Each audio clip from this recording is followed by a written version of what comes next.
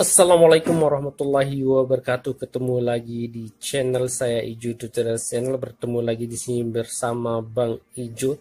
Oke, kali ini kita akan merakit dan mengetes sebuah dripper power SOCL 506 tab BME.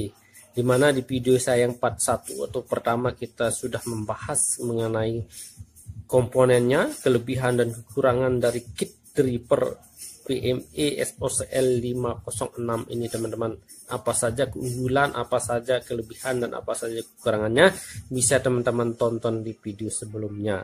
Kali ini kita hanya mengetes saja teman-teman. Oke teman-teman, namun sebelum kita tes, alangkah lebih baiknya kita akan men-setting DCO dan biasnya dulu ya. Ini berdasarkan pengalaman saya. Kalau kita merakit sebuah power amplifier, tentunya drivernya perlu kita setting DCO-nya dulu agar aman ya. Ketika DCO-nya belum kita setting, langsung kita pasangkan saja transistor panel yang berset-set. Nanti ketika ada masalah pada driver ini, maka transistor panel kita akan ikut kosong. Akan tetapi kalau kita setting atau kita cek kondisinya sorry guys, batuk, kondisinya sudah peak, baru kita pasangkan transistor panel, tentunya itu akan mengurangi risiko-risiko yang tidak kita inginkan tentunya teman-teman.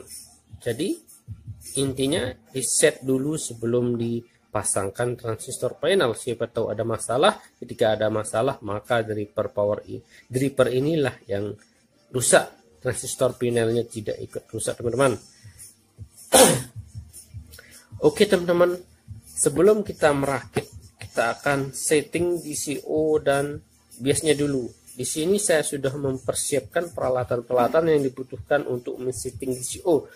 Kemudian di video-video saya sebelumnya juga saya sudah membagikan bagaimana cara men-setting DCO yang benar. Di beberapa video sudah saya jelaskan, namun kita ulangi sedikit di sini sekilas saja teman-teman untuk memudahkan kita. Oke, peralatan yang pertama itu ada obeng minus, ini untuk mengadjust input.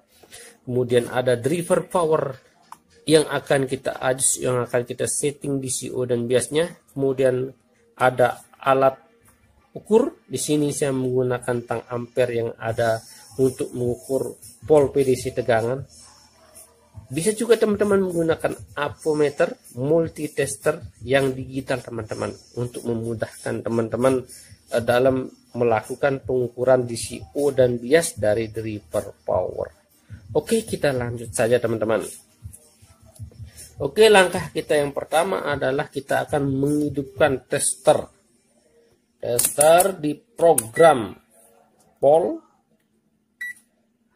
DC teman-teman ya.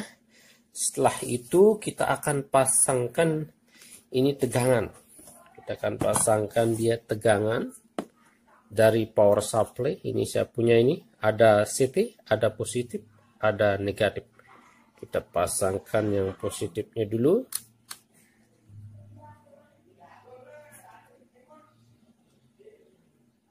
Oke, kemudian CT, kemudian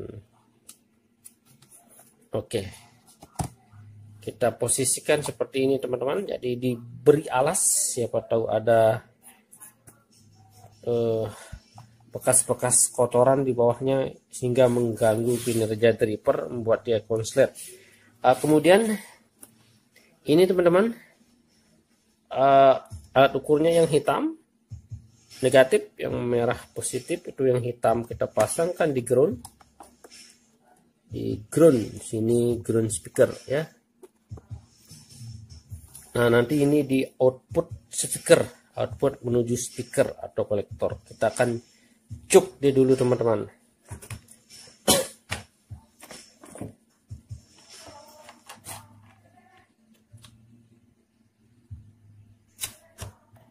Oke teman-teman, ini sudah kita cuk, sudah tegangan masuk, sudah menyala. Kita akan ukur biasnya, apakah dia aman atau perlu kita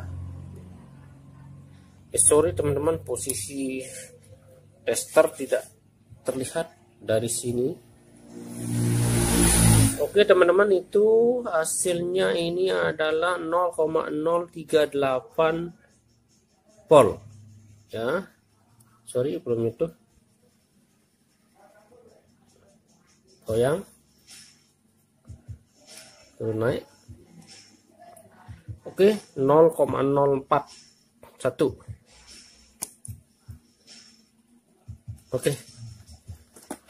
Oke teman-teman, setelah kita ukur ternyata DCO-nya itu 0,040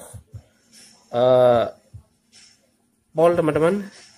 Jadi ini termasuk kategori aman ya. Jadi di sini setelah saya perhatikan kitnya, ternyata ini SOC 506 ini trim portnya itu, yang ini adalah trim port untuk men-setting bias ya.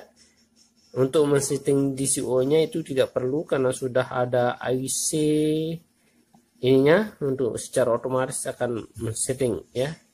Ada IC-nya untuk men-setting teman-teman, jadi kita tidak perlu men-setting, tapi kita hanya perlu mengukur, siapa tahu IC-nya mati atau lemah atau lain sebagainya sehingga DCO-nya terlalu tinggi, bisa 1 volt 2 volt, itu kan bisa merusak speaker dan ketika kita ngetes.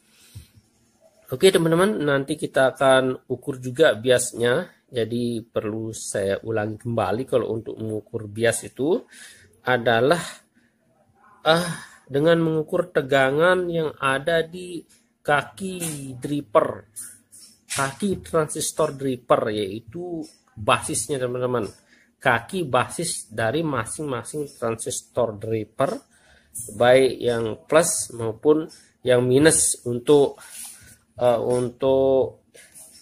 yang positif, kemudian untuk yang negatifnya tetap di ground. Oke, tanpa berpanjang lebar kita akan ukur saja teman-teman.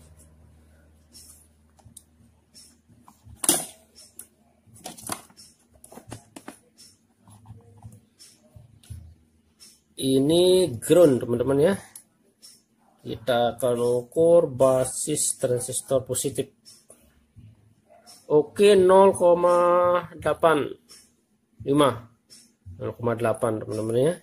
Untuk positif biasanya SOCL itu seperti ini ya, 0,9 0,8. Rata kita ukur seperti itu teman-teman ya. Kalau terlalu tinggi biasanya nanti transistor panel terlalu panas.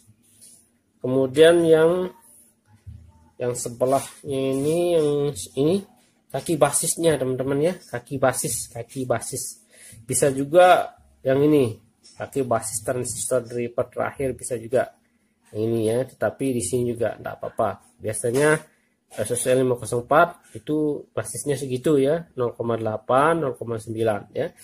Kalau kita ingin menaikkan biasnya, bukan basis ya, biasnya seperti itu nilainya. Biasanya tinggal diadjust saja ini ya.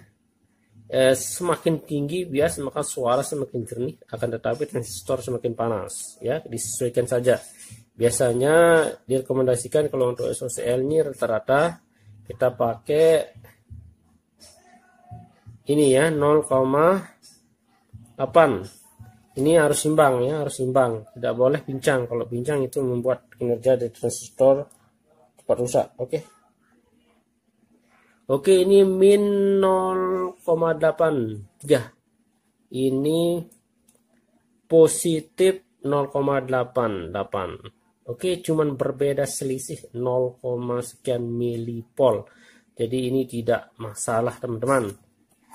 Oke, demikian kita untuk men-setting DCO dan men-setting biasnya. Ternyata driver power ini tidak perlu kita setting. Kayaknya ini sudah dites sama yang memproduksi kitnya, sehingga ini langsung saja nanti kita akan rakit dan tes ya teman-teman menggunakan transistor panel. Rencananya kita akan memakai 2 set teman-teman, tapi idealnya ini paling tidak 5 set teman-teman. Tetapi untuk mengetes saja itu kita pakai 2 set, nanti pakai tegangan 32 volt kita pakai ini teman-teman ya. Jadi menurut pengalaman saya teman-teman ya, jadi kalau kita setting DCO itu harus drivernya saja dulu, itu yang pertama.